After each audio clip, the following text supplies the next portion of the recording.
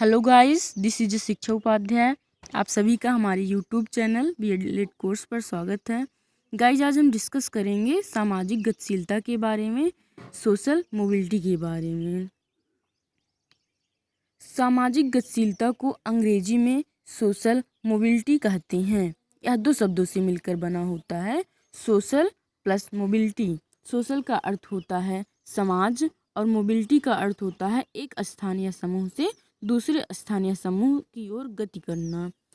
अर्थात इसका अर्थ है एक समूह स्थान से दूसरे समूह या स्थान में समाज के लोगों का गति करना या स्थान बदलना ही सामाजिक गतिशीलता है। यानी एक स्थान से दूसरे स्थान पर जाना या एक पोजीशन से दूसरी पोजीशन को बदलना ही सोशल मोबिलिटी है। प्राचीन भारत का समाज प्रमुख रूप से जातियों में विभक्त था, जैसे कि ब्राह्मण, फिर उसके नीचे क्षत्रिय, फिर उसके नीचे वैश्य, फिर उसके नीचे शूद्र। यह जातियाँ जो ये बनी हैं, ब्राह्मण, क्षत्रिय, वैश्य, शूद्र कार्य के आधार पर बनाई गई थी। वह जाति के घेरे से बाहर निकल सके। परंतु आज के समाज में संस्कृतिकरण, पश्चिमीकरण, नगरीकरण व औद्योगिकीकरण आदि कारणों से बहुत परिवर्तन हो गया है। समाज में होने वाली इन गति को ही सामाजिक गतिशीलता कहते हैं। सामाजिक गतिशीलता क्या है, इसकी चर्चा विभिन्न विद्वानों ने अपने अपने दृष्टिकोण से की है, जिसकी विवेचना हम अग्र रूप में कर रहे हैं। अब इसकी हम परिभाषा देख लेते हैं सामाजिक गतिशीलता की, कि विभिन्न समाजशास्त्रियों ने या शिक्षा शास्त्रियों ने कौन सी परिभाषा दी है।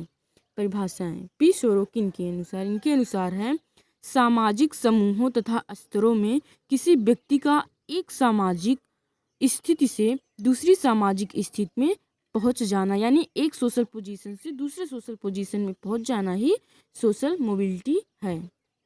अब हम देख लेते हैं डब्ल्यू.सी. हेड्रिक के अनुसार कि इनका क्या कथन है सोशल मोबिलिटी के बारे में। इन्होंने कहा है कि सामाजिक गतिशीलता का आशय है व्यक्तियों का एक सामाजिक समूह से दूसरे सामाजिक समूह में चला जाना, यानी एक सोशल ग्रुप से दूसरे सोशल ग्रुप में पहुंच जाना या चला जाना ही सोशल मोबिलिटी है।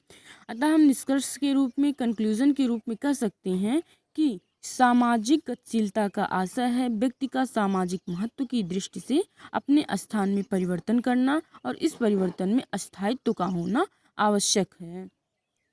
अब इसके पश्चात हम देख लेते हैं कि इसके फैक्टर क्या हैं, यानी कि कौन कौन से कारक इसको प्रभावित करते हैं सोशल मोबिलिटी को। तो इसके हम स्ट्रक्चर के रूप में देख सकते हैं। पहला है जाति प्रथा, जनसंख्यात्मक कारक, फिर उसके बाद है कृषि, फिर औद्योगिकी यानी टेक्नोलॉजी, फिर उसके बाद है आर्थिक कारक यानी इकोनॉमिक फैक्टर, फिर है आकांक्षा, फिर उसके बाद है व्यवसाय ऑक्यूपेशन, फिर उसके बाद है शिक्षा यानी कि एजुकेशन, फिर उसके बाद है प्रशासन यानी एडमिनिस्ट्रेशन, फिर उसके बाद है सामाजिक संरचना यानी कि सोशल स्ट्रक्चर। ये सभी कारक सोशल मोबिलिटी को प्रभावित करते हैं। अतः कहा जा सकता है कि सामाजिक गतिशीलता एक वांछनीय प्रक्रिया है। फिर इसके पश्चात हम देख पा रहे हैं कि यहाँ शिक्षा एवं सामाजिक गतिशीलता लिखा है।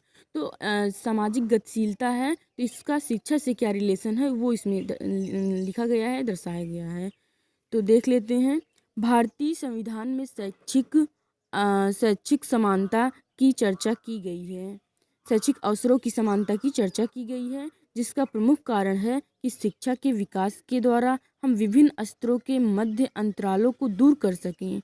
दूसरे शब्दों में हम ये भी कह सकते हैं कि शिक्षा जन्म पर आधारित वर्ग भेद को समाप्त करती है। शिक्षा की प्रक्रिया में संलग्न अध्यापक व छात्रों का भी सामाजिक से सकारात्मक संबंध होता है। कोई भी अध्यापक व्यवसाय प्राप्ति के बाद अपने पद की वृद्धि की ओर उन्मुख होता है तथा छात्र शिक्षा का प्रयोग समाज में उच्च स्तर की प्राप्ति हेतु करते हैं। अर्थात अध्यापक और छात्र दोनों को ही उपस्थित सामाजिक गतिशीलता की ओर उन्मुख करती है। सामाजिक गतिशीलता एक वांछनीय प्रक्रिया है। अतः हम पूरा मिलाकर कह सकते हैं कि शिक्षा आनुवांशिक से नहीं मिलता है, आनुवांशिकता से नहीं मिलता है, बल्कि शिक्षा प्राप्त करने के लिए हमें अर्जन करना पड़ता है। गाइज, आज के लिए बस इतना ही। मिलते हैं नेक्स्ट वीडियो के साथ और आप हमारे चैनल को लाइक, सब्सक्राइब और शेयर कीजिएगा। Thank you, thanks for watching.